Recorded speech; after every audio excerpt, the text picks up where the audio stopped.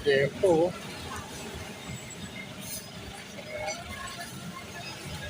Ano to, inihaw na? Ano po, chicken. Ano? Tingnan nga natin, bossing. Ano po, sir? Ano? Sarap. Ito ay Gempo, no? Yan po. Ito isa, Back ribs po. back ribs. Magkano sa ganyan back ribs, sir? 500. 500. Etong ganito, Ano po, 150. 150 sa Gempo. Sa chicken, 120. 120. May hito. Mira! Pusit, may bangus, 275. may tilapia. Kasi kuya, magkano sa pusit? Ayan. Ayan. Tayo. Baka kayo, pusit? Ayan. Ganto. Wala. Pinaka na dyan. Ay. Hindi naman pwede. Hindi pinaka na dyan. Ito no. Yan, magandang gabi po ulit mga ka-skippers. At ngayon po, nandito na ulit tayo sa Apong Kintin, yung paborito nating tambayan. Ayan, ano kaya inihaw nito? Ano kaya inihaw to? Ano kaya in-order nito mga kasama ko? Ayan, si Bossing. Yun ang in-order namin pala. Ano yung sinigang na baboy? Sinigang na babo. Tapos kare-kare. Naku, sarap yan. Grabe. Meron pa tayo. Ano pa? Uy, may bangus pa. Inihaw na bangus pa yun? Yes, ane. Ah, yan o. Yummy. Uy, may bagoong pa. Grabe. Kaya yung chile. Tsaka sa... Siyempre po, bago tayo kumain, kailangan magpe-pray muna tayo. Prayers. Prayer before meal. Yan, oo. Ano yung masarap po dito, kaya gusto namin dito tumatambay lagi. Simple lang po itong lugar na to. Hindi naman siya ganun ka... Hindi siya yung pangmayaman talaga, pero pangmayaman ng pagkain, masarap. Yan, sige. Tara na, tasal na tayo. Yes, sineserve pa ako. Galing mo. Yan. Okay. Oh, you lead the prayer na. Bless us, O Lord, in this thy gift, which thou about receive from thy bounty through Christ our Lord. Amen. May kilawin pala na rin.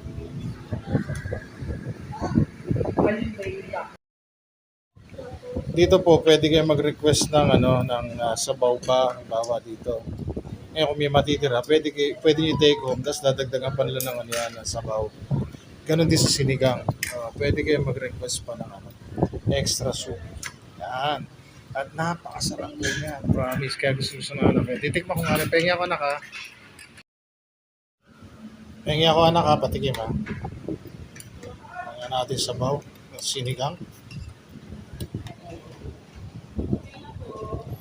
Sarap. Tamang-tama yung asin. Tsaka alat. Yung kare-kare tamang-tama yung lapot. Yummy. Tara, kain po tayo. Yay! Sige sila. Yung gulay nila sa kare-kare. Crispy pa. Malutong. So hindi sa lamog, tama-tama lang. Ibig sabihin, yung sustansya niya nandito pa rin. Sarap. Yun.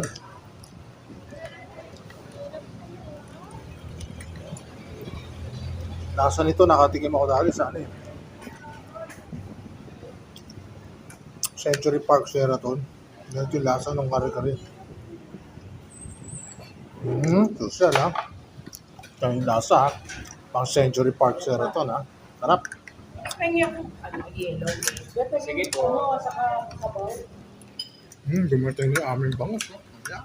Bago. Ayan po yan. May mga sili-sili pa. Para po sa mga mahilig sa sili. Ayan. Ang dahil namatis. Sarap po niya. Sarap. Yes. Tingnan, papakita ko sa inyo ha. Tama-tama lang yung lambot ng karne.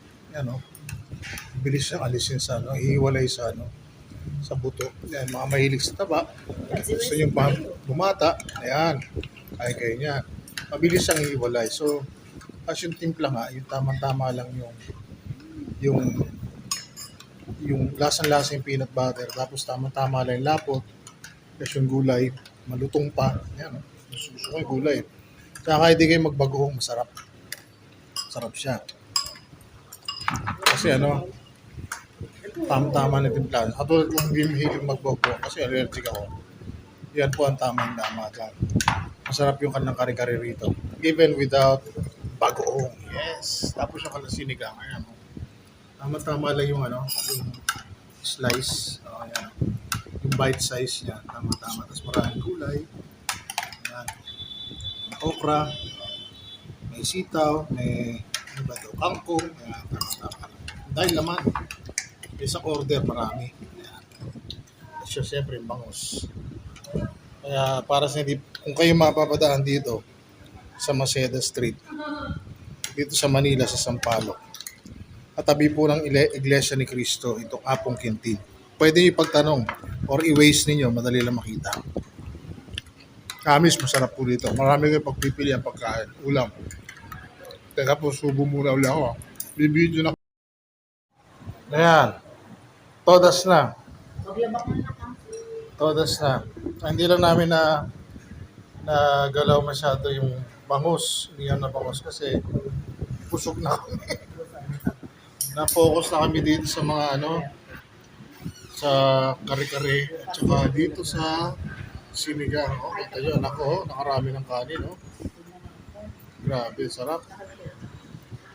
Itong buto ng ano, ng kare-kare, talagang kinamay ko na yan eh. Hindi nyo na lang nakita sa video kasi nga hindi ko mahawakan. Kailangan ko hawakan kasi yung buto. Sarap. Yan, actually yung loob nga eh. Isip ko yung loob eh, may mga laman pa yan. Oh. Kita nyo, no? Parang sarap itak-tak, oh, di ba? Yung inutak. Tapos yung kanilang ano, yung kanilang sinigang. Napakasarap, ang linamnam. Talagang grabe. Magtikman yung tikim nyo. Yung gulay, ano? Tayo yung gulay. Ito, to. Sarap na ito. Grabe. Rasim, timing, tamang-tama. Timing doon sa mga pagod, tapos gusto nyo mag-refresh.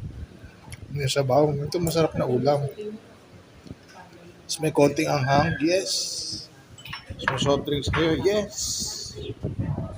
Daming gutom, daming kain. Dito po yan, sa Apong Quintin.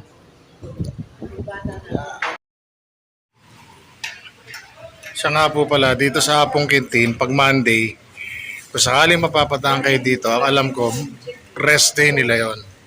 Kasi siyempre, busy sila from buong linggo. Mula Martes maghapon hanggang linggo ng maghapon, hanggang gabi. Parang 12 o'clock sila nagsasara. So, gano'n, ano po. So, dire-diretso yun. Siyempre, pag Monday, pahinga naman yung mga tao, lalo yung kanilang mga kusinero, kusinera, servidoro, servidora, at yung mismo may-ari. Siyempre po, yun, ano. So, just the same po, try nyo dito pag napunta kayo dito sa Maceda Street, sa Sampaloc. Isa ito sa mga tinatambayan, dinadayo po. Masarap po kumain dito, promise. Tsaka ang presyo ng kanilang mga pagkain dito, hindi masyadong mahal. Kaya magugustuhan nyo yung lasa at siguradong masasarapan kayo. Promise, try nyo po. Ayan, kinakwenta na po ni Kuya kung magkano natin ha.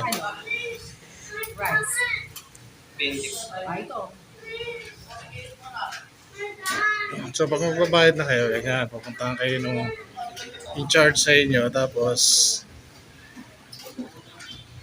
pwede rin kung may senior kayo, may PWD kayo, yan. Makaka-discount kayo, yan. Kailangan ibigay nyo lang kagad.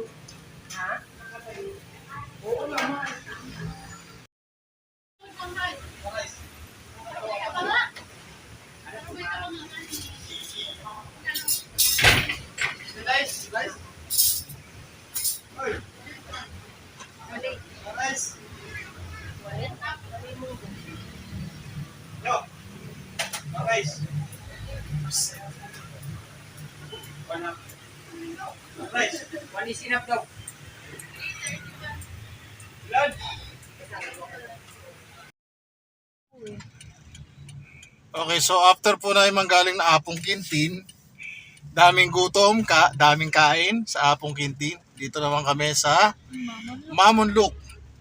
Ito po, para po doon sa mga gusto ng original na siopaw, mami. Yan, lahat ng klaseng mami dito sa Mamon Look po. Kasama ito sa history ng Philippines. 1900s pa po ito. Promise. Ito original na bago nagkaroon ng Chowking. Yan, ito muna. Special. Special. Special siopaw. Sige, dagdagan mo na muna. Ayan po. Dito. Pagka gusto nyo ng original na siopaw dito, sigurado po yan. Gusto nyo original na mami, yan, dito yan. Ito po yung nahuhuli. Last na lang yata, meron pa sa Binondo. Wala, ito na lang. Ito na lang yata ang huling-huli nilang yung sa Banawe. Ito ay Quezon Avenue, pakita ko sa inyo. Quezon Avenue, yan, going to Quezon City Circle po yan. Ito sa kabila, ito sa likod ko, papuntang Quiapo, Espanya, Welcome Rotonda. So yan po, yung kantong yun, may pinasok, yun, may lumalabas sa mga sakyan na yun. Yun po yung Banawe. Yan. Banawe Street. Yan yung sikat na kilalang mga yung hilera niyan, puro mga pyesa ng sasakyan, kotse, karamihan po. Lahat ng klaseng parts, accessories ng kotse nandyan. Yung haba ng Banawe mula Del Monte hanggang E. Rodriguez. Opo, lampas pa na E. Rodriguez sa bandaron pa ng Galas. Ayan po. So, yun po.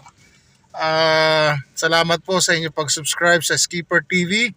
Huwag po kayo makakalimot na mag-subscribe at huwag kayo magsasawang tumangkilik. Marami po salamat, Skipper TV. Have a great day po. Goodbye.